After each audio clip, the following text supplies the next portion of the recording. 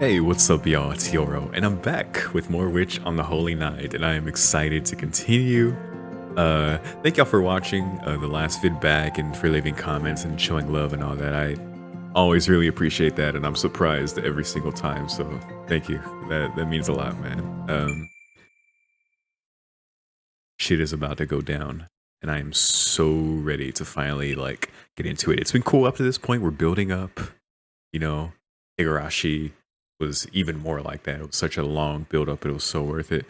Um, and getting that same feeling here, especially with the confrontation with Sojiro about to happen, the witness, what they were doing, Aoko trying to steal herself as a mage, separating herself from who she is as a person, someone who strove to be normal, to be a student, to live her own life, the same reason probably that she didn't even want to do the Aozaki magic in the first place. But of course, there's the pressure, sense of responsibility. You have the factor of Toko walking away from things and the possible reasoning behind that, and how Aoko is said last time, Toko was the one she admired most in the whole world. So Aoko thinks or thought very highly of Toko. She probably won't express that because tsundere and probably just things we don't know that have gone down between them that have happened. But I'm eager to learn the truth behind those things, unpack more of Aoko's character as she comes to the crux of a decision that was inevitable, especially because it was apparently a prophecy by her grandfather. Sojiro's like a kitten. The other thing is a lion. The lion will be much more difficult to overcome if she chooses not to kill Sojiro. So I have a feeling that's exactly what's going to happen, of course, because he's our main boy. But I am very excited to see how this goes down. I'm really enjoying these characters so far. I'm enjoying this build-up. Let's go.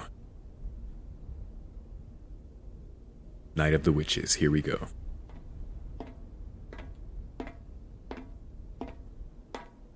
Sojiro returned to his apartment on foot as per routine under a blanket of clouds in the night sky. The rusty stairs of his apartment building clanged with each step. Out of the corner of his eye, he could see the bicycles parked by the apartment building's outer wall. He debated the pros and cons of a bicycle, how much easier life would be versus the expense, the convenience versus the necessity, but in the end decided one was not right for him just now. Clutching the bag of apples under his arm, he took out the key to his residence. あれば便利だけど、なくて。He tilted his head in confusion. More and more he found himself preoccupied with such random thoughts when the real issue at hand was deciding what to do with the apples he had received.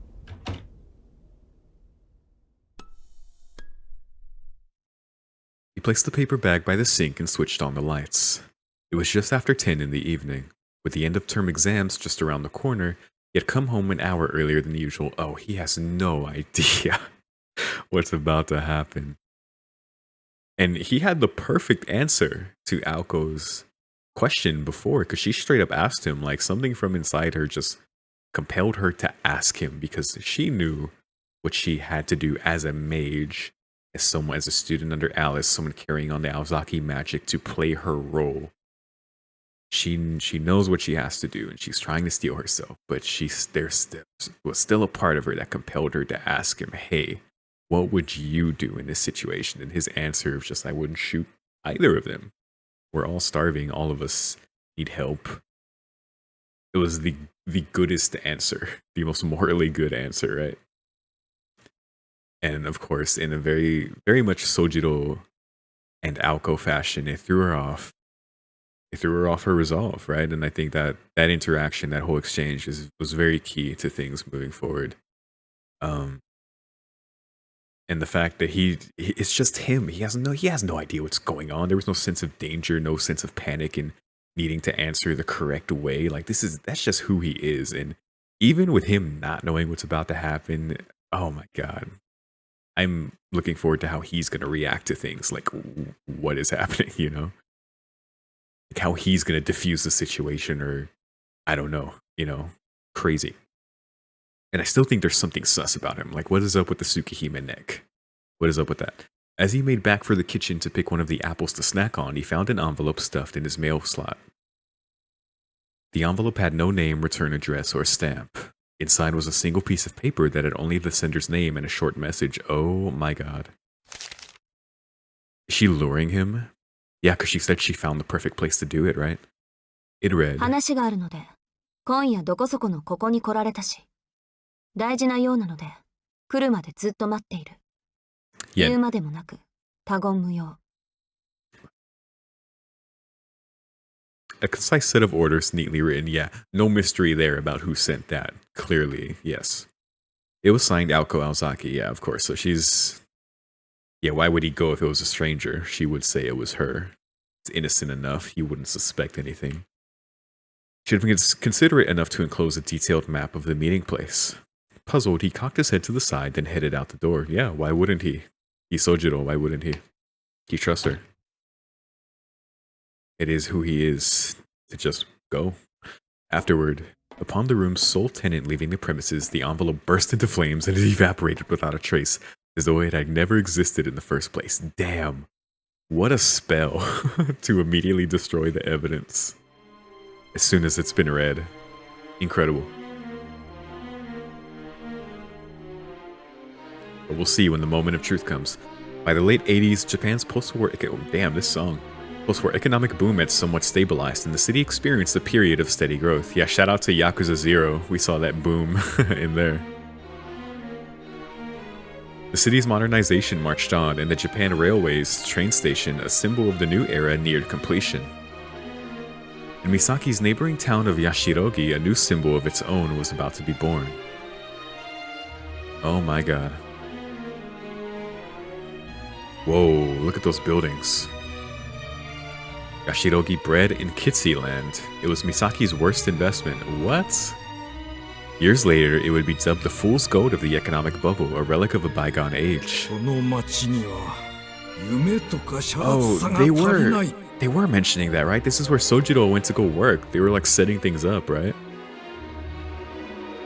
10 years ago, Yashirogi's renowned Tokitsu Baking Company ran factories all across the nation. Its proprietor was a middle-aged gentleman, then age 56, by the name of Yurihiko Tokitsu, known affectionately by most as Topan. He took it upon himself to begin development on an estate on the outskirts of Yashirogi and broke ground on a recreational wonderland that he hoped to be the pride of Misaki City.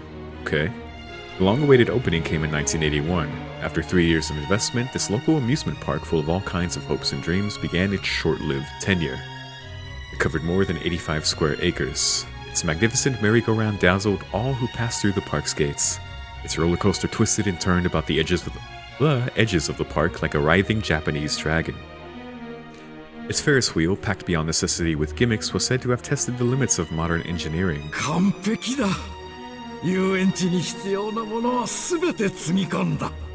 Ah, and the perfect meeting place for Aoko and Sojiro, I see. Yurihiko looked upon his creation and smiled. Only boosting his confidence was the fact that its grand opening was staged during a period of prosperity, the springtime of the world. Ugh. But in spite of this... Oops, sorry. Oh. Controls. They splendidly miscalculated the balance between aspirations and sophistication. Its mascot, Kitsi, was poorly designed and appeared like a cheap knockoff. The park was stuffed to the brim with bread stands. Even its impossible-to-navigate mirror maze seemed out of date from the start. God, that makes me think of Alice and her mirror dimension thing, whatever she was talking about, trapping someone in a mirror hellscape. Don't like that. There are no dreams to be had at Kitsi-land, only nightmarish satire. Numerous trade magazines lambasted Kitsi-land's shortcomings and customer attendance declined.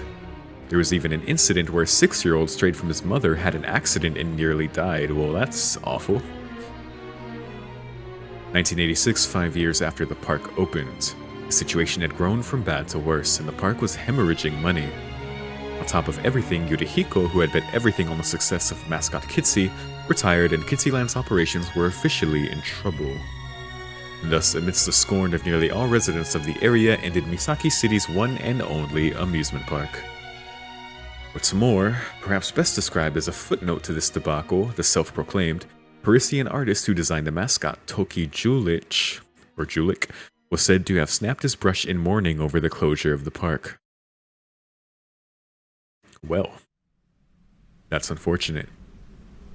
Interesting bit of backstory to the amusement park there. Returning to the presents. It was midnight, and the Kitsy land of today was a shadow of its former glory. Like a doll abandoned in the corner of a toy box, the lonely park was illuminated only by the light of the town that continued to live around it. なるほど。 Sojiro closed the Yashirogi guidebook that he had picked up on the way here. Oh, that was him reading about it. Nice. That was a cool way to transition to him traveling here and him being here. I like that. The story of its history was almost difficult to believe, but he supposed this was what people refer to as entropy. The park's front gate was unlocked. When he worked here the previous time, the iron fence was locked shut with a rusty chain. The chain was nowhere to be seen, and the gate left ajar. Following the map drawn in the letter, Sojiro quickly made his way inside. Oh, how is she gonna do this? こんな夜中に何なんだ一体。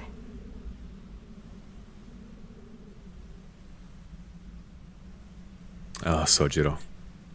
You're the best boy.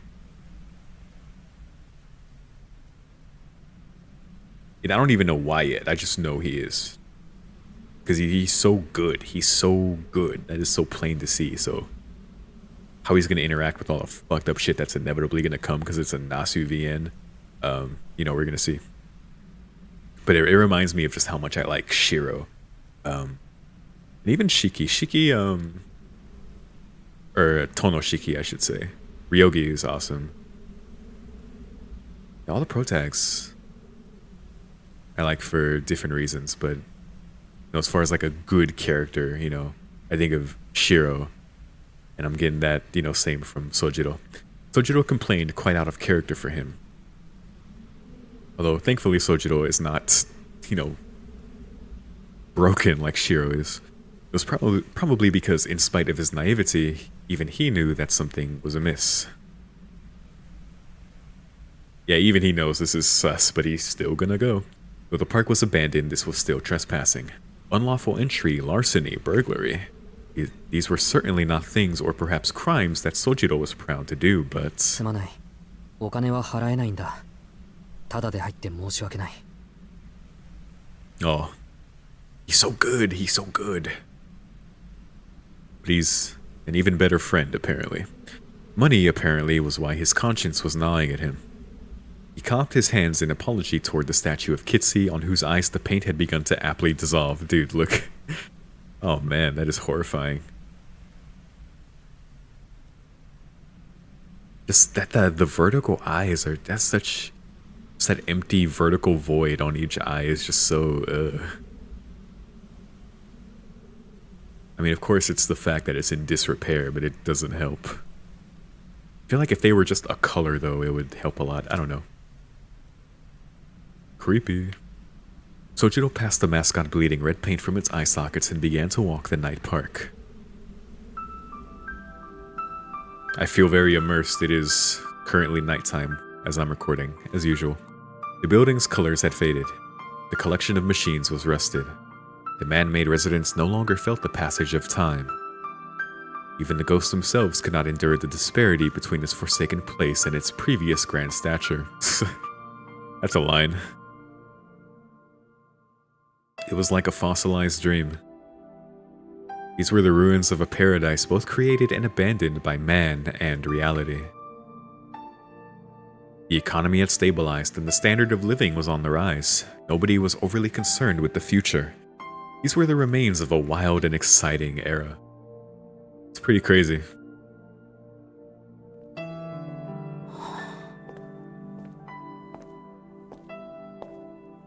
It's kind of a crazy thing to internalize as you walk through a place like this in its state. His breath turning to white wisps before him, Sojiro continued through the abandoned amusement park. Though void of human presence, this was not nearly as frightening as the darkness deep in the mountains. Wow. Yeah, I'd be very creeped out walking through an amusement park at night.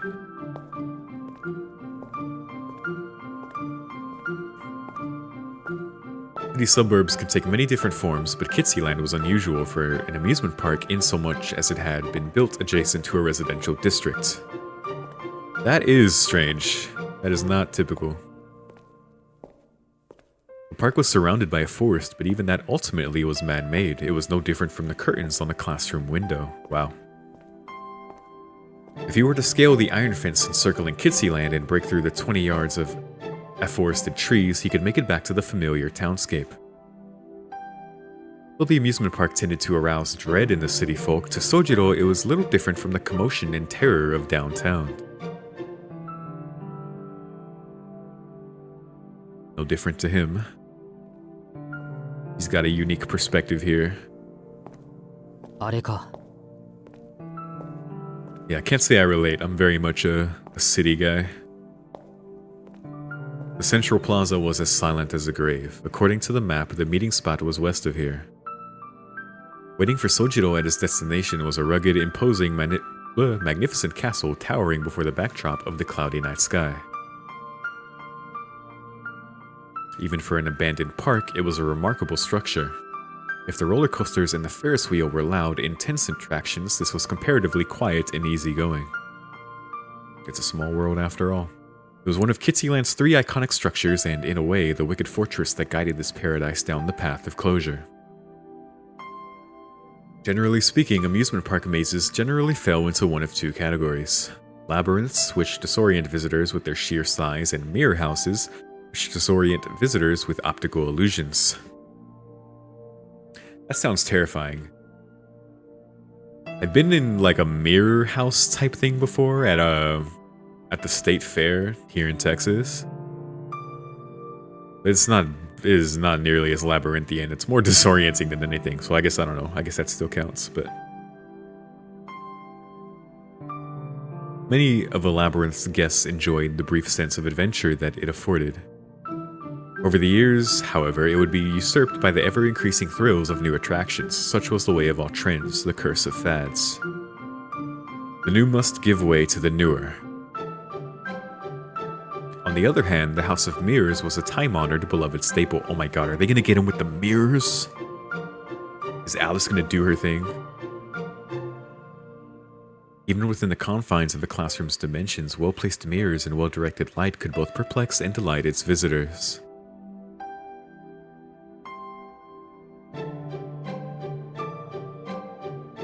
And figuring in the cost of maintenance, a well-designed House of Mirrors could far outlive its labyrinth brethren. Even if both types faded into obscurity, they would remain a staple of what constituted an amusement park. Yeah, I would say that's a staple. However, that didn't mean that combining them would produce double the fun. Probably not. Together, they transformed from entertainment into an uncanny realm from which those who dared to step within could never leave. Oh, that's just terrifying. Yeah, that's what I feel like. If it was too complex, if it was like too confusing, like more than 1 or 2 dead ends, you're doing too much. That's just scary. In a similar sense, Kitsy's Mystery Tour Castle was the park's very own otherworld. Indeed, 5% of visitors ended up requesting staff assistance to get out. Damn. Modeled after European castles, it was greater than a football field in length, and the interior was further split into 3 floors. What? A football field? In 3 floors? Oh, hell no. Jeez. Yeah, the thing I was talking about is basically like 3 stories of essentially like hallways. I mean, I think it was 3 floors, the one I'm thinking of, but they're like the size of like a school classroom, each one. Pretty baby stuff. 2 floors above ground and 1 below, lined with mirrors from top to bottom, equal parts complex and vast. The maze demanded at least 30 minutes even from veterans. That is an absurd amount of time. 30 minutes to get through it, even from veterans? That's too much. No thank you. You gotta sign a waiver for some shit like that. One visit was all it took to be struck by cataptrophobia. Hold on. Give me a sec, y'all. I gotta Google what this means. Look, I'm not going to say how long it's been since I've read a book, but this is not a word I know. Hold on. We'll have an abnormal and irrational fear of mirrors. Oh, okay. That makes sense. Okay. For hours, it was this labyrinth that now stood in Sojiro's way. Cataptrophobia. 真っ暗ってわけじゃないな。電気とかついてるんだろうか。And this is where Aoko told him to go. Oh, that's so fucked. This is the perfect place to murder somebody. A place that takes a veteran 30 minutes to escape. Like, not only is inside an abandoned park, it's inside a fucked up mirror house. Oh god. Only Sojiro of all people would come here. Probably Shiro too, let's be real. It seemed that Sojiro, unaware of what a house of mirrors even was, concerned himself only with its lighting. He checked the letter from Aoko once more. The letter read, I will be waiting in the first floor lobby by the House of Mirrors. That meeting place was definitely in here. There was something to see by, at least, as he could just make out light faintly through the open doors. Oh no. Putting aside his suspicions, he headed toward the entrance. Yeah, he's not stupid. Of course he's suspicious, but he trusts. The sound of his steps against the brick-laid path echoed faintly. He was far from the hustle and bustle of the city. The park's clocks no longer made tick nor talk, and the winter's bite no longer blew in the night. From within the silence, the stillness that would cause any onlooker to hold their breath.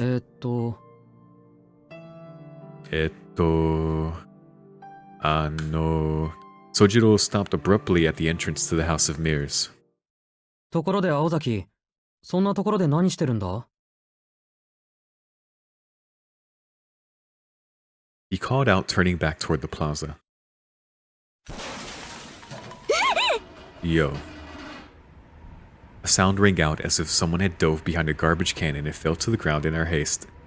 Did he catch her off guard and she dove behind? Like, I'll go, you goober. A short silence ensued. For a moment, the abandoned park returned to its previous hush. Resigned to her having been exposed, the girl appeared from her hiding place. How were you not ready for him?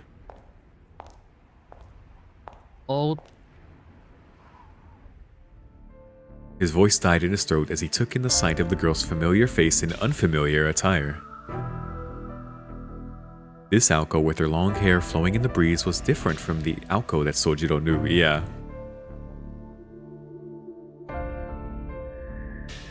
The resolute stance and posture she took exuded the strength of her will. Dude, she is... He is not here to play. She stared directly at him with a sharp-eyed, piercing gaze. She's in mage mode. Her eyes were glowing with a dim phosphoric light, enough to give Sojiro pause that he might be hallucinating.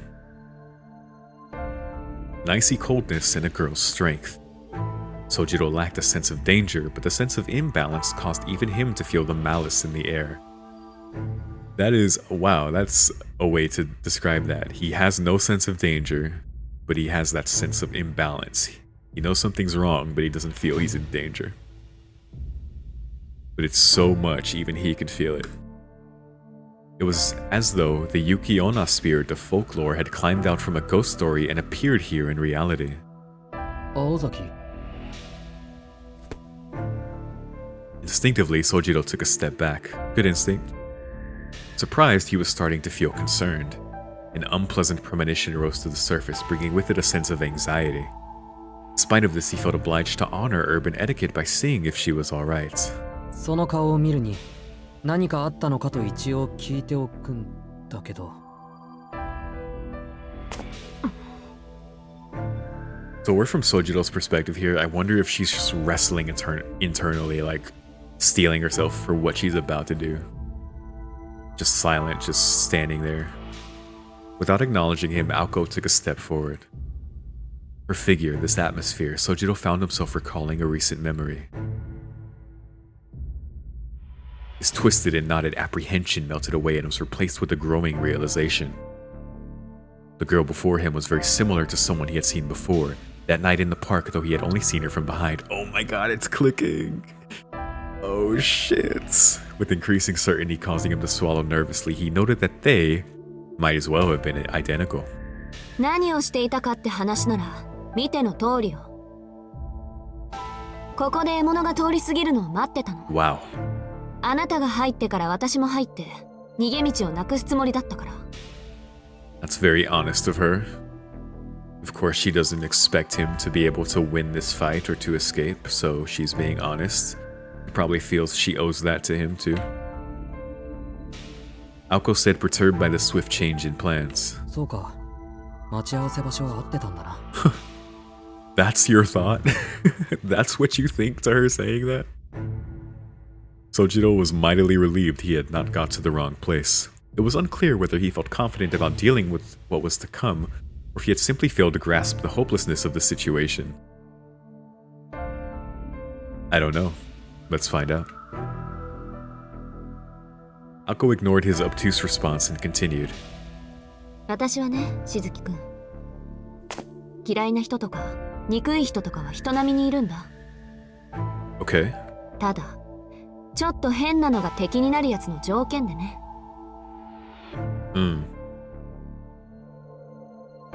Cold emotion burned in her eyes. Her feet had already moved one step closer to Sojiro. Sojiro's sense of foreboding was growing stronger. Wondering if what he sensed was bloodlust, he retreated another step. Continuing as so, they maintained a distance of just 15 feet. 昔から私は嫌いな相手でも敵と思ったことはなかったの。Huh. でも逆に好きな相手を敵だと思うこともあった。理由は単純。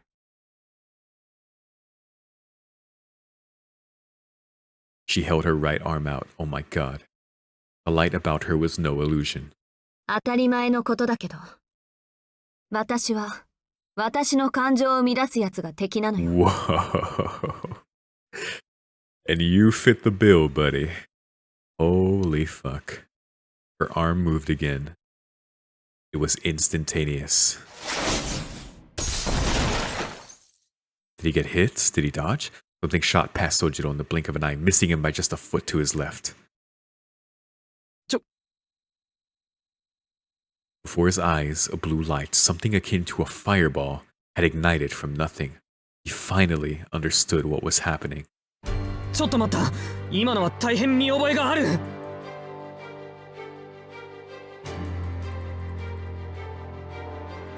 That's your thought? I fucking love this guy. She ignored his dim-witted reaction.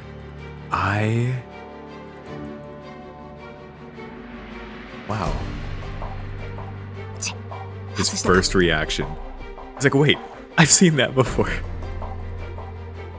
Oh my god, Aoko muttered to herself. The fist-sized hole the blue light had made in the House of Mirrors crackled and smoldered. A shot like that could easily cave in a human skull in addition to burning it to a crisp. こんな射程で外すなんて、アリスに見られたら自殺者ね。 Yeah, why'd you miss, Aoko? でも、これで分かったでしょ？二度目だものね。あなたにとっては。 Is she trying to get him to fight back so she'll feel better? Like, why would she miss? Like she just said, if Alice saw her miss from that range. Also, she probably just doesn't want to do it, of course. Sojiro backed away swiftly. Things were beyond incomprehensible. He was close to losing the ability to think at all. Yeah, welcome to a new world, Sojiro. Welcome. You're here now. It's happening. All he could make out was the figure of the dependable student council president, or at least what he had thought was the president, in the memories of the park that night 2 days ago. He had never experienced anything like this, though most people living in a civilized country would have never seen anything like it either. A lethal weapon that could kill with nothing more than the pull of a finger had a way of suspending the ability of its target to determine whether, or between not just good and evil, but dreams and reality, past and future. Yeah, dude just saw magic, killing magic in front of his eyes. Do not blame this shock. And the more peaceful someone's life had been, the stronger that suspension was likely to be. All that one could think about was the fact that they were alive at that very moment. It was as if he was an unwritten character on a blank piece of white paper. There was no before, there was no after, there was only what came next. This was a very common thought process for anyone staring down the barrel of a gun. Wow, yeah, I can imagine. Yeah. Can only imagine. あ、命乞いはやめてね。意味ないから。でも、恨み事ならご自由に。殺す側の義務として一言一句聞いてあげる。He wouldn't beg. He wouldn't do that. He's just gonna keep throwing you off until something else happens. By saying it was pointless, she made it sound more like she would not listen to what he had to say. However, Sojiro was in such a state of shock that it did not even enter his mind to speak up. All he knew for reasons unknown was that the girl in front of him wanted him dead. Yeah, that's an important thing to understand at the very least. 嘘つきにも程がある。飛び丸のバカ。何がそんな生き物はいないだ。実際いるじゃないか、こんなお化けみたいなのが。It's a good word for a magus monster, yeah. Sojiro felt that if he had said that out aloud, the second blast would come even quicker than the last, so he kept it to himself. Smart man, smart man. Yeah, I'm sure even Tobimaru wouldn't have expected this, even from her. His mental expletive stirred his mind from paralysis to mere panic. This response came not from confidence, however. Someday, out of the blue, someone is going to kill me. Really? You thought that, huh? While it may have seemed like a baseless belief to hold. そうだった。都会には殺人事件がある。ルールを破れば殺されるのは当たり前だってちゃんと教えてもらってた。Wow, yeah, he was thinking about that right before on his walk home, like the laws of a city.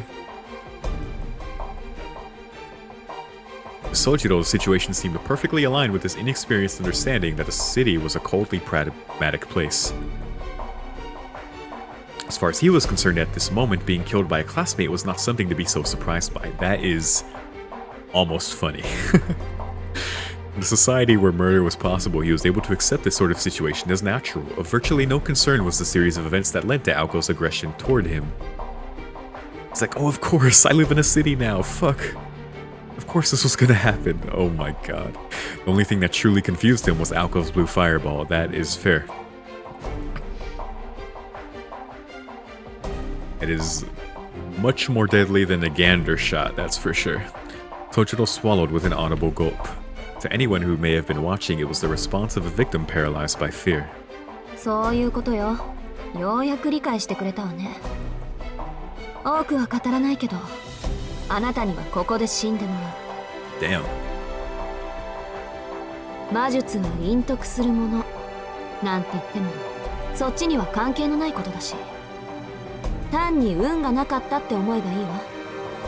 大事なのは、私があなたを殺したってことだけだから。Yo, Aoko is scary. She's got that mask on tight right now. That shit is strapped all the way in. Damn. That is gorgeous looking. Done talking, Aoko once again lifted her right arm. There was a hum like a machine.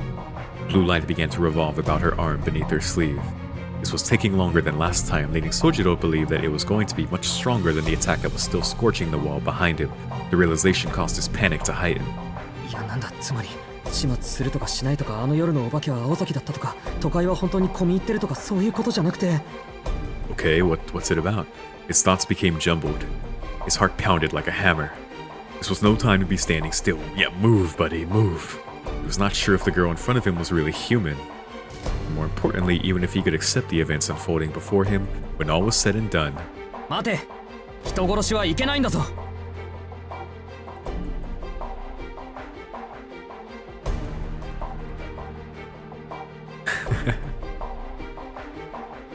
You're damn right, Sojiro. You're damn right. Dude, this guy... I don't know why I'm still surprised. He is great. Even if it was a fact of life in the city, Sojiro was not about to lie down and die. No.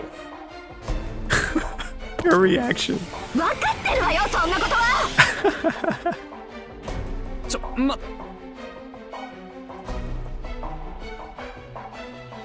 I love this. Sojito's scream, still entirely oblivious, was just the thing to invoke Aoko's full wrath. Oh no. Whoa, multiple shots. Why'd that last part break? Aoko fired a barrage of magical blue bullets. In an instant, Sojiro dashed into the shadows behind him into the entrance to the House of Mirrors. Good choice. Good choice. If there's anywhere you're gonna lose her, it's gonna be in this fucked up labyrinth. He darted feverishly down the hall. After a mere few feet, he was left completely out of breath. This was due to his shock at seeing yet another attack fiercer than the first that he'd never seen in his life, and because he couldn't shake the thought that if he had moved even a second later, he would be dead. So she would have got him there if he hadn't moved. She's definitely serious. He would have died there. He could not afford to stop. The sound of merciless footsteps closed in behind him.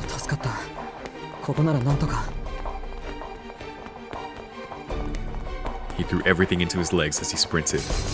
A straight, narrow passage about 60 feet long connected the entrance to the main lobby. At this rate, if he could just make it to the lobby, he was sure he would be able to find as many hiding spots as he needed. This is a good place to hide. Also, this suddenly became a horror movie for Sojiro. Jesus. He arrived in a large open space. This was the first floor lobby. There were 3 passageways. Oh. One led to the basement floor. When connected to the first floor maze, the other was a set of stairs leading to the second floor. Basement, first floor, second floor, makes sense. Sojiro did not particularly care which one he chose, so trusting his intuition, he made a run for the first floor maze when... Mirrors, huh? He smacked his head into a transparent wall, yeah. Fuck. ええ、面倒だけど、それならフェアでしょ。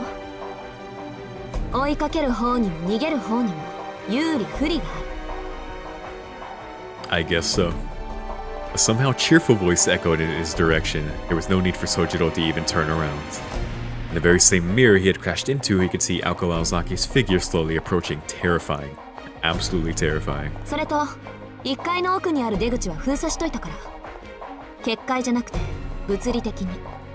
やりすぎて封鎖っていうより瓦礫？土砂崩れ？どっちでもいっか。とにかく下手に出口に近づくと崩落に巻き込まれるから。生き埋めが嫌なら近寄らないことね。Very courteous of you to explain. She really wants things to be fair.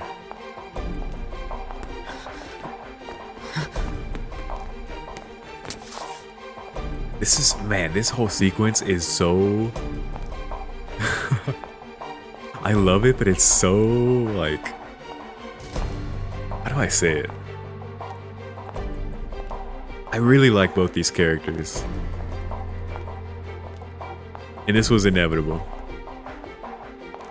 But it's like her saying that and him being like, wait, killing people's wrong, and like that, like throwing her off is so, it's almost like,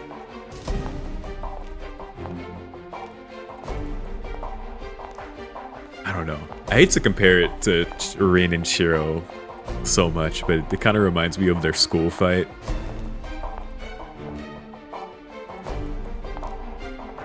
Probably higher stakes considering she actually would have killed him there. I don't know. It's cool though. Panicked by the impending footsteps, Sojiro groped for the wall. He could see the stairs to the second floor. He did not understand what Aoko had meant earlier, but he at least knew that the first floor was not going to save him. Oh. Oh my god. Yeah, that's why I'm like, why would you explain that if you just wanted to kill him, right? She wants it to be fair.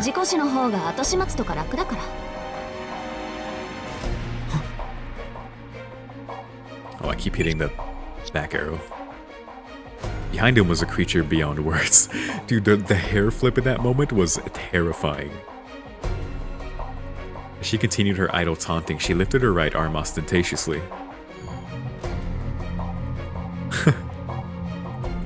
Even from above her clothes, one can see some kind of strange, incongruous pattern upon her body. Cool. I like that. Is that indicative of her crest as well? The veins beneath her skin. They made it seem as though something inhuman was circulating her body. Whether out of pity or repulsion, Sojiro stood for just a moment. His pursuer evaded his gaze. ああ、これ普段は塗り薬で隠しているんだけど、今日は特別。 Oh. 魔術刻印って言ってね。 Yeah, the crest. 魔術師の証みたいなものよ。Mm-hmm. ほら、光が回ってるでしょ。これがさっきのスナップ。わかりやすく言うと弾丸の元。今日は調子いいし、私魔力を効率よく使うのだけは自信あるし。うん。あと30回ぐらいかな。He's like having fun. This is like a field exercise. Like, oh my, Alco. 30 is a lot though. Also, she just told him how much more he has to evade, which is also considerate. Explaining what a magical crest is. Man, this is like the Type Moon tutorial for Sojiro as a Type Moon protagonist. He's doing the tutorial right now. Perhaps she was on an emotional high, for her voice had become frightfully friendly. The substance of the conversation could not have been any more unsettling, however. そもそも何を言っているかよくわからないんだけど、青崎。Those are the right eyes for that statement. わからない？段数はあと30発ってこと。Yeah, exactly. そこまで逃げ切ればあなたの勝ちよ。とりあえず、今日のところはね。Just straight up telling him, you evade 30 more, you live another day. Damn, nice. I love these two. What if? Look at this. This is like cute. This is like adorable. Like, do you see what I mean now? It's like, oh my god. Sojiro knit his brows. Like, I have to do this tomorrow. Like, it's like oh, what a drag. I have to not die tomorrow too. Fuck. And she just so casually explaining it to him. Like it's a game, like a cute game they're playing. Alco's expression creased into a scowl at his behavior. This is exactly why Alco is never, she is never going to be the mage that her grandfather wanted her to be. Never. She can't. Not who she is. Alco's expression creased into a scowl at his behavior. Although he was panicking, it seemed that deep down he still did not feel the full weight of the crisis. She knew he still didn't get it. 宣言はしたわ。自由時間はこれでおしまい。まだ罵り足りないだろうけど、ま、その手の時間はキリがないしね。この辺りで諦めて。It appeared Alco had prepared this theatrical dialogue ahead of time. Nice.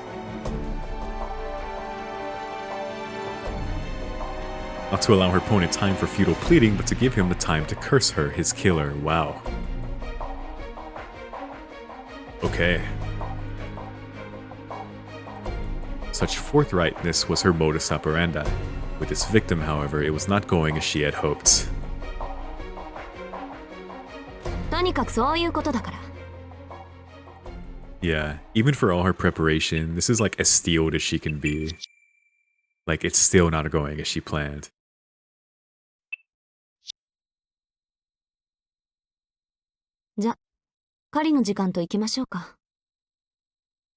Her voice was void of emotion and her eyes ruthlessly bored into her prey.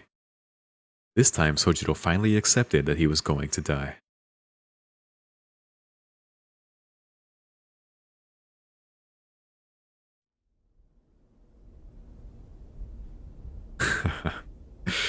Oh my god. It's because it's serious, but it's also like, it's so Alco style that you can't help but be like, you can't help but laugh a little bit. She's just so herself, it just bleeds into her trying to be this killer mage, killing the witness. It's funny. It's great. Silent as the dead, it stepped into the remnants of a dream that had since seen no visitors. There was no wind this night, nor a soul to be seen. Still, it heard the echoes from within, clasped its hands together and grinned. That magic sound kind of reminds me of Elden Ring magic. Or I guess like soul magic from just Souls games in general. Kind of reminds me of that sound. Its form with hands clasped resembled that of a budding tulip. The bearing of this artificial flower reflected in the cloudy mirror of the ticket attendant's office next to the gate. Next to it stood a display board corroded by years upon years of rust. Oh shit. Yo, number of visitors today, 2. Number of today. Yo, who? What? The board had graffiti crudely sprawled atop one of the words. It was replaced with deaths. Yo. The records board had long ago fallen into disrepair. After taking a full 10 seconds to digest what it was looking at, it made its own revision. Number of visitors today, 3. Number of deaths today, 1. Yo. I like that. That's, oh my god, that's scary. After appending this number with an index finger, she smiled like a flower. Is this Toko? The hair doesn't match though. The hair doesn't match.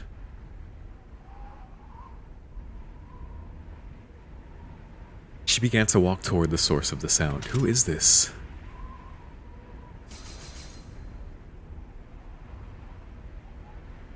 Who is that? It had been 10 minutes since this rhapsody had begun to echo from the House of Mirrors. The amusement park's entrance returned to, as it was before, solace. Oh my god.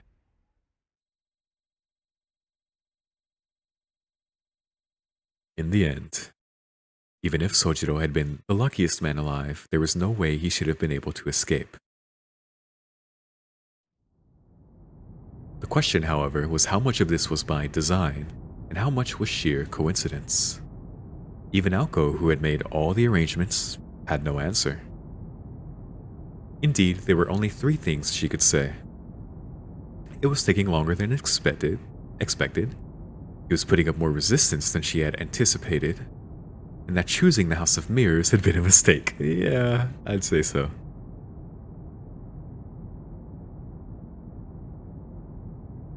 Well, I guess. I mean, she was able to block the exit, and I mean, it's just a cat and mouse game at that point, and he can't overpower her, so it's not that bad, though it is going to make it take very long.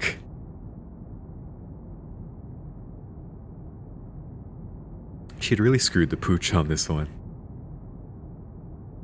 The location itself was an excellent choice, as the House of Mirrors was perfect as a hunting ground, yeah. But seeing her own incompetence reflected in the mirrors was beginning to grate on her. Oh, I see. That's what it is. She literally has to look at herself like, what am I doing? The moment Aoko's right arm began to glow, Sojiro made a beeline for the staircase in front of him. And we have another person here.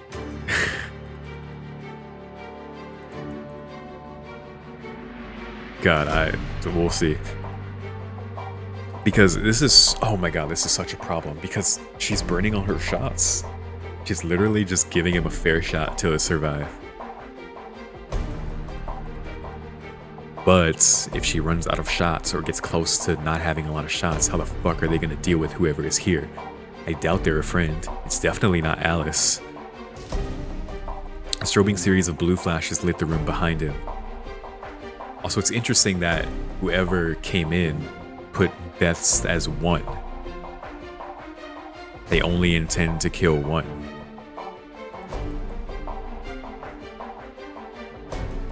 Interesting. The hunter calmly followed her prey, and the prey desperately ran for his life up the stairs. That expression. Yeah. It is thumbnail worthy.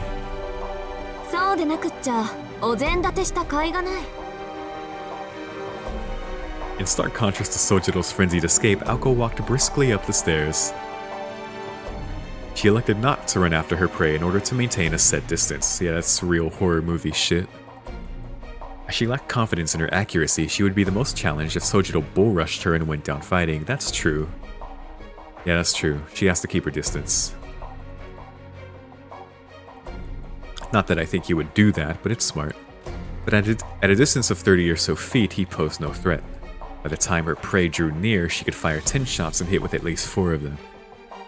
Their positioning just a moment ago hadn't been ideal. At this distance, in a space this open, there was a chance, however, small, that it could turn into a fistfight if he flanked and charged her. Currently, Aoko's best weapon was the bullets from her right arm. If she was going to capitalize on that advantage, it was in her best interest not to close the gap between them.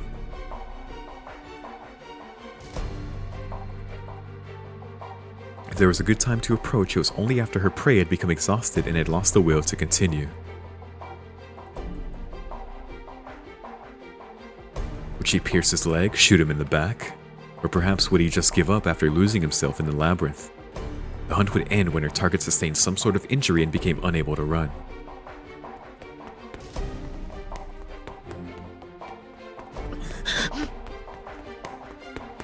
On Sojiro's end, he could barely bite back on screaming as he bolted through the maze. Even running in a straight line had become difficult, much less searching for an exit. Poor Sojiro. Oh my god. Ooh. The corridor stretched out far before him, or so the mirrors blocking the path had made it seem. Panicked, he made a turn to the right. God. See how he's running for his life and he's hitting them hard enough to break them. Ouch. Clutching his hand in his right arm, Sojiro led with his left, groping through the air to see whether a wall was there or not. He dove down the hall to the left, narrowly dodging the bullets targeting his life. Urged on by the sound of approaching footsteps, he ran without thinking. That last one was close. A hair closer, he would have meant his life. He caught the odor of burnt hair from the back of his neck. He was very lucky. Or perhaps very unlucky. If he were actually lucky, he would not be in this situation in the first place. Fucking fair enough. The second floor of the House of Mirrors was structured like a giant spiral. Oh no. It wound left, starting from the outside wall. Eventually, it would lead to a dead end. The more he tried to escape, the more cornered he would become, as though he were trapped in a twisted guillotine. Fucking terrifying. He's lucky the mage that's hunting him is Aoko, though. That's where he's lucky. Everything else is pretty shitty, though. His stifled screams threatened to leak out his complaints. No matter what he did, he was going to be killed. All of his struggling merely served to prolong the inevitable. Yet he ran. No matter how many mirrored walls he rammed himself into, he ran. Even after crashing so hard that his forehead bled and he saw stars, he ran. Of course, pain shot through him at every turn. The more frantically he ran, the more intensely he smashed into the invisible walls. Fuck, dude. His body began to understand this rule and begged him not to run anymore. His breath was already ragged after sprinting a couple hundred feet. No matter how he thought about it, this was not normal. This was way too crazy. This was all just a bad joke. If he turned around now, she would apologize to him for taking it too far. His mind had gone blank as his body continued to slam into the mirrors again and again. His feet slowed as they began to believe that perhaps it really was all a joke. But then... oh my god. He felt the chill. Dude, that's about to hit him. A touch of death upon his neck. Yo. It would not be an exaggeration to say that Sojiro knew this kind of terrible chill far too well. Ever since he had arrived in the city, he had come face to face with more than one or two near-death experiences. Really? Oh, for someone who did not understand city life, his present predicament was not unlike when he experienced the traffic on the streets or the commuter rush on the station platform. I see, okay. That's what it was. For some reason I thought about when he nearly jumped out the window, but he didn't register that danger. He was far from an innocent babe unable to comprehend life or fear. Rather, everything he had ever known became irrelevant when he was flung into a completely different cultural sphere. Which is understandable. Even society's promises of safety, something urbanites took for granted, were threats unknown. So he was used to this already, though if he were to be honest, he was dissatisfied with some things. I need some water. Drink some water.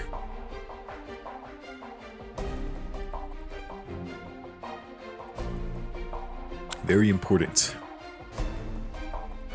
Things superfluous to necessity. This world was overflowing with valueless things, and they were all dangerous in some way.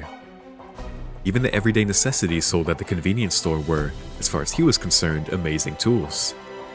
Civilization had raised the standard of living so high that it had numbed humanity's sense of danger. The city's constant pursuit of wealth and convenience was a poison to a country boy like Sojiro. But he did not have the capacity to accept these conveniences. That is fair. That it was possible for such conveniences to easily and suddenly be misused and cause unintended accidents had always made him anxious. That is completely fair. Things that we don't really think about. But yeah, it's true. Something as easy as like a train, which is a convenience, very dangerous. If you even slip on that platform or anything someone pushes you, fucking terrifying. Why? Yet to wonder why he was even here.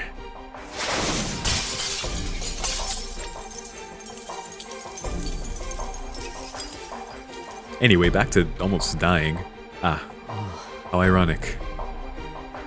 It took the real threat of death to finally make him realize, like a divine revelation, what he'd failed to understand until now. He'd always had to expect the unexpected. Near-death experiences were more common than one might think. To begin with, safety was something that came at a price.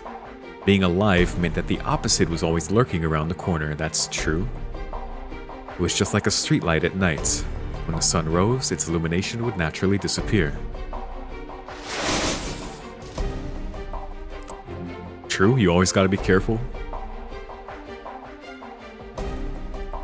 This is a fair understanding to come to in a situation. Another barrage of strange projectiles whizzed mercilessly by him. He recalled in the back of his mind the charred remains of someone at the hands of that blue flame 2 nights prior. Wow. Somehow the situation reminded him of a horse being led by a dangling carrot. For now he lifted his head and continued to run through the labyrinth. But for what purpose? Though he knew the pain in his chest was very real, he felt disconnected from it. The night sky visible through the skylight was a muddy ultramarine, no longer resembling the one he knew.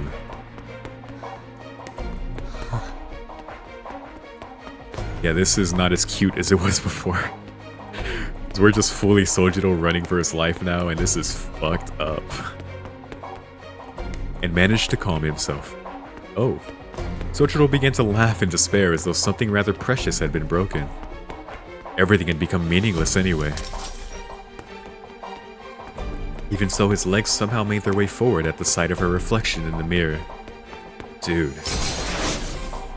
Like a game of cat and mouse, Sojiro fled through the labyrinth of mirrors. Then, after 4 minutes, that strangely unreal tension ended. Oh?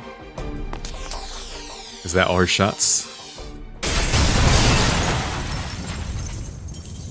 The 9th shot of blue light hit inches away from him. Oh, 9th. It exploded the moment it made impact, launching Sojiro into the opposite wall. Of all the fire he had taken thus far, this shot indisputably brought him the closest to death. Fuck. Damn, he's down. Groaning, he collapsed to the floor. His back was on fire with pain. He was not bleeding and was lucky he could still even scream. Yet his body refused to move. Physically and mentally, he still had something to spare. The pain was not so bad that he couldn't get back up. It was just that there was a skylight above him and he could glimpse the dark of the night sky beyond. The feeling that overcame him was a raw, selfish bout of grief. Oh, it was just so cruel. To have to stare at that for the remainder of whatever short life he had left.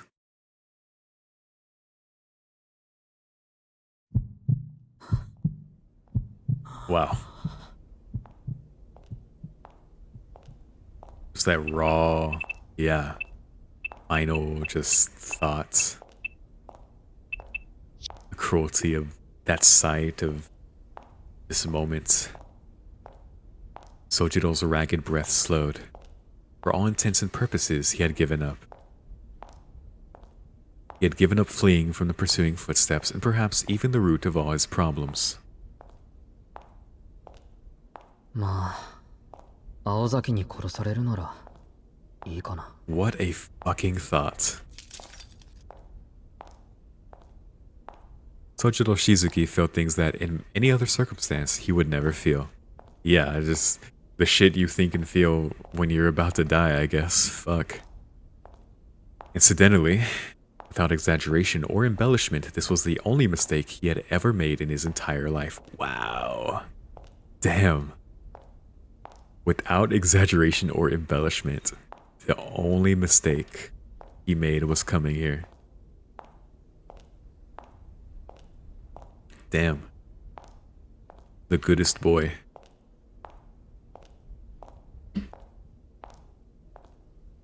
Staring vacantly into the night sky above, Sojiro listened as the footsteps drew near.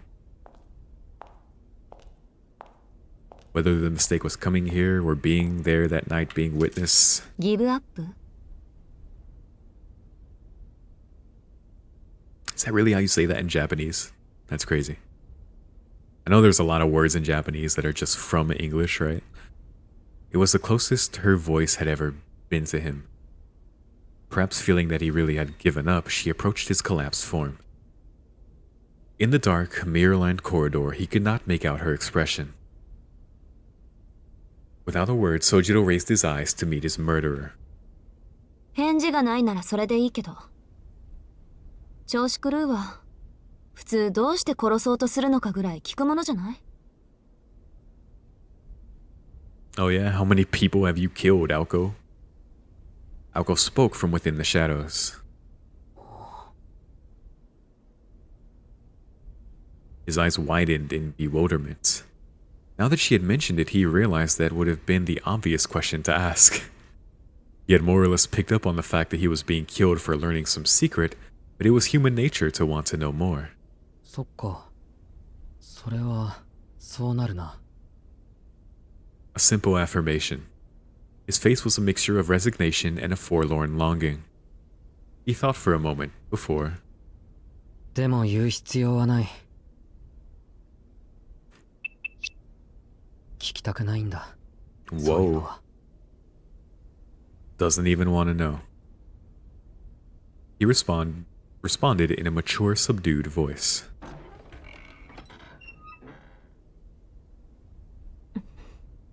Keep your reason. His response was clear, rather gallantly so. そう。じゃ、殺すけど。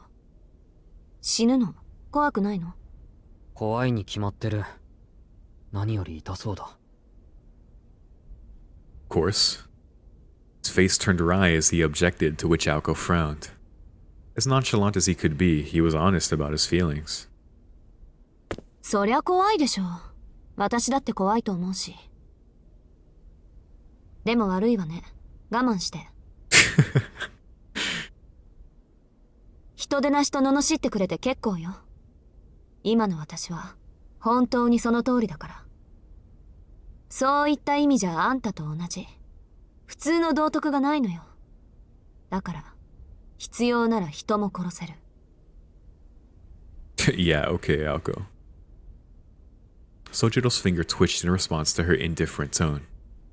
As if to say that, despite having given up on just about everything, his body could not let those words slide. Ah, shit. Yeah, say something, bro. You know that's some bullshit. 人殺しなんて良くないぞ。 Murder is wrong. 分かってるって言ってるでしょ。 Aoko raised her right hand. The light from the crest illuminated her face. It goes without saying that her expression was unchanged. She was not crying, nor was she smiling. She was a young woman who had excised her feelings. Deal with it was another thing Sojiro could not let slide. Sojiro could read on Aoko's face that she was not herself. She was in pain, and to a degree he had never seen in her. Nice. Sees right through it. Yeah, that deal with it. ちょっといいかな? That deal with it, she was saying that to herself. I really want to know what he's about to say. 何? ここまで悲壮感を盛り上げておいて、やっぱり逃げるなんてのは却下よ。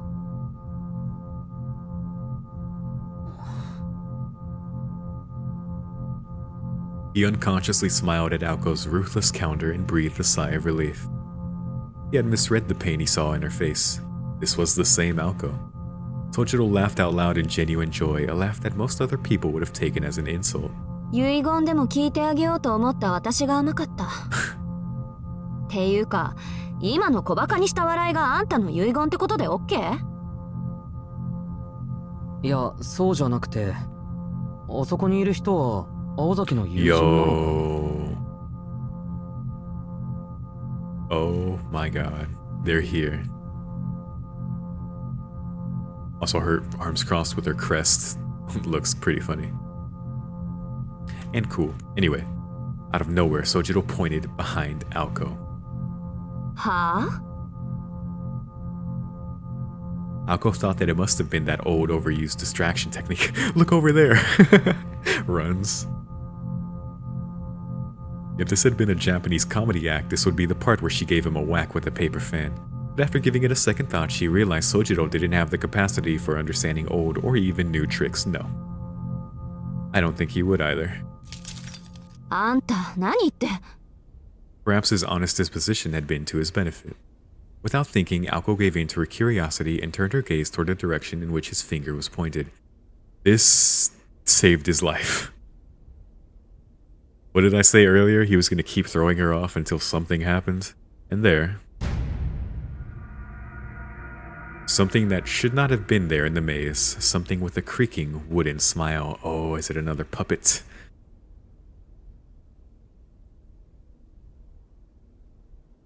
Also, all these puppets definitely fit that woman's MO. It was the ominous, creepy, uncanny figure of a girl.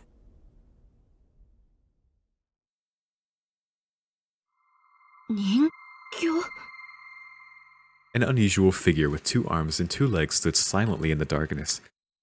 What's terrifying about this puppet is they fucking changed the visitors thing and marked up the deaths like graffiti counter. Oh my god. If only for a moment its beauty, which was even apparent from afar, dulled the insanity of the current situation. This is not an ordinary puppet for sure. Yo.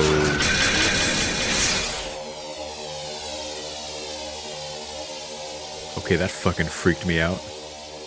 Damn. Next gen VN over here. Extend, extend, extend. The utterly unknown threat made Aoko freeze on the spot. Avoiding it didn't even occur to her. Humans possessed intelligence and knowledge, but when confronted with the unknown, they failed to process what to do, and yeah, that's what happened with Sojiro. Oh, fuck.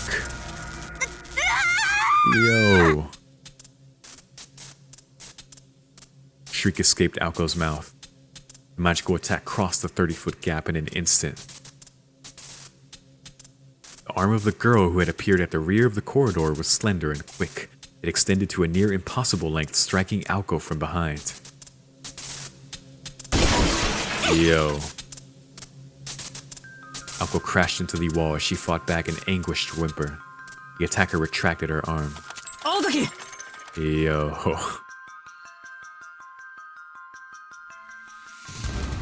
Let's go, Sojiro. It's time. It's okay, Aoko. The boy is here. Sojiro sprang to his feet. He darted to her side and used all the strength he could muster to get her to her feet. Let's fucking go. He could not believe how light she was. In Sojiro's mind, Aoko was an extraordinary individual. He expected that if he were to ever touch her, it would be apparent she was far stronger than he. But in reality, she felt about as heavy as you would expect a 100-pound girl to feel. Meanwhile, that thing continued to reel in its arm as if it were some sort of mechanism. Having extended more than 30 feet from the elbow joint, it clanked as it returned to its previous shape and size. Well, if it wasn't clear before, they were definitely here to kill Alco, marking up the death by one, knowing she was going to be here. Oh yes.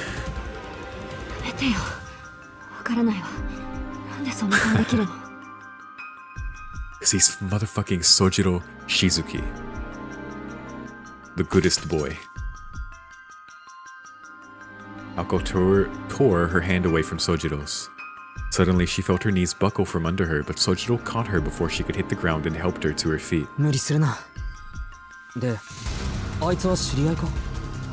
I love this guy. He's so good. He looked back at the eerie shadow 30 feet away as it finished retracting its arm.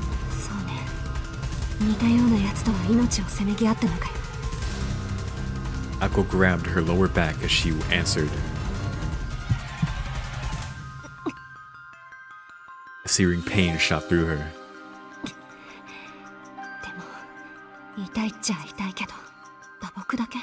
Yeah, that wasn't no normal slap on the back.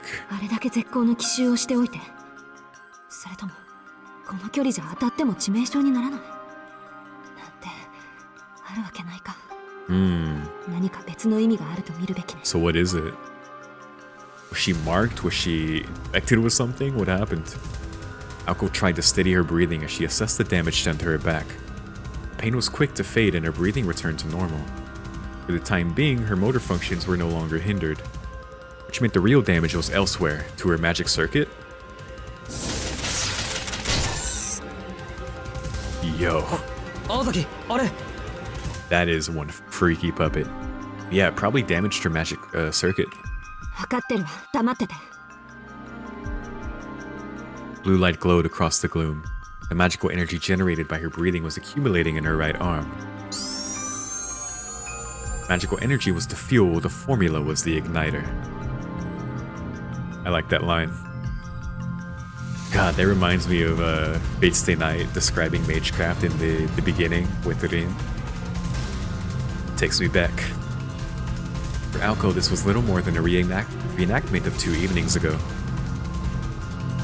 Next time the puppet extended its arm, Alco would fire a magic bullet as fast as she could. I can't even read. More water.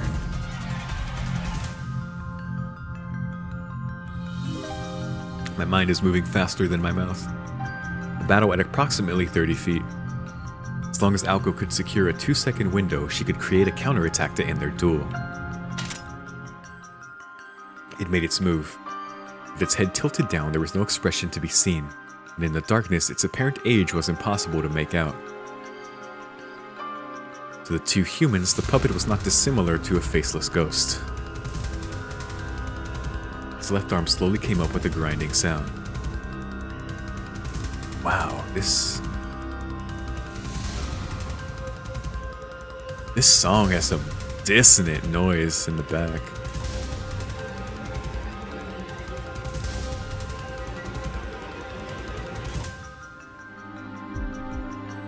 It's almost like parts of it almost have like the sound of a car alarm in the background, or like a car honking, just very... Wow. Its movements were dull, as if the joints were rusty. The right arm, which had been extended earlier, hung at its side. Though the puppet's mouth was hidden by its long locks, the sense was that it was smiling. It's fucked up. Oh shit.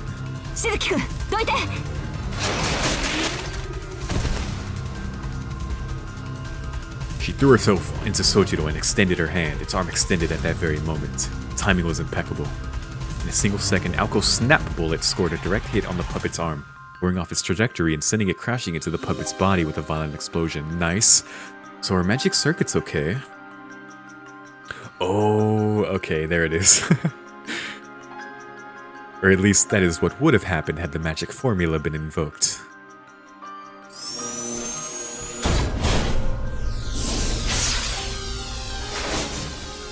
Oh. She barely avoided being struck once again.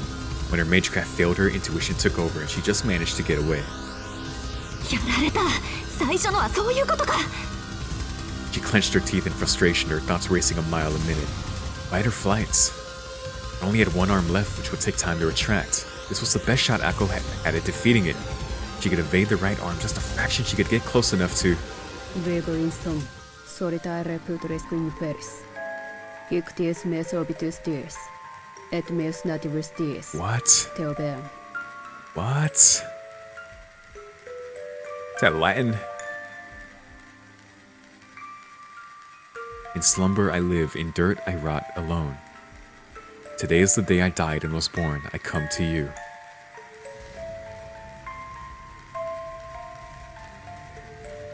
Crackle echoed.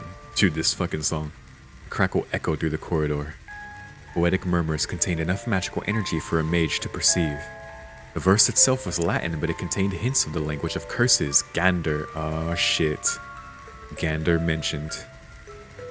Originally, they were words meant to curse a hated adversary. However, Mea animae mortalis, otem me futura negata sunt. Manis sum, animam definire ambiguum est. Teodi et te am, conveniamus insomnio ipso. is this fucking puppets chanting a spell? What kind of unlimited blade work shit is this? It's a puppet. What is happening? The puppet was directing the words at itself. Curses beget curses. The victim calls down a curse on the assailant, creating a vicious cycle of negativity. The incantation was meant to do just that. However, this was ultimately a one-puppet show. An unprecedented source of power akin to auto-intoxication. Oh my god, it's cursing itself? As unbelievable as it seemed, the cycle of curses had been turned into a perpetual motion device. That is cool. And terrifying. 何それ Yo. レベル高すぎじゃない。 It's doping on curses. Aoko abandoned the idea of digging her heels in. It was time to flee with all due haste. Okay, she realized there's no way. 何してんの？あんたも来る。 Also, she saved Sojiro's life. When that would have been a convenient way to let him die.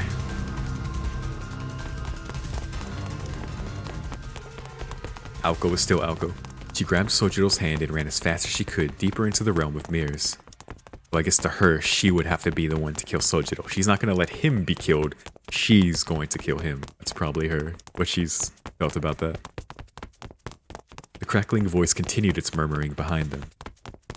That's so funny. Her morality won't let him be killed by someone else.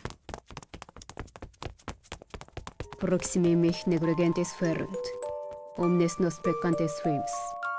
Et omnes nos edem fims. Omnes nos peccatores sums. Venite domum meum. Lut simile somnium. Et pulvere simile quotidianum. Cor prebo. God, that sounds like the end there. Por privo. Te judico. Yo. Never mind. There's the ending. Oh my god. Look at that Higurashi-ass CG.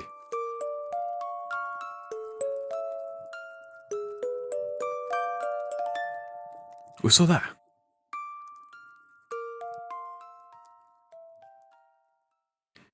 Death be upon you. Damn, that was legitimately scary. This VN is gonna fuck me up, man. That was freaky.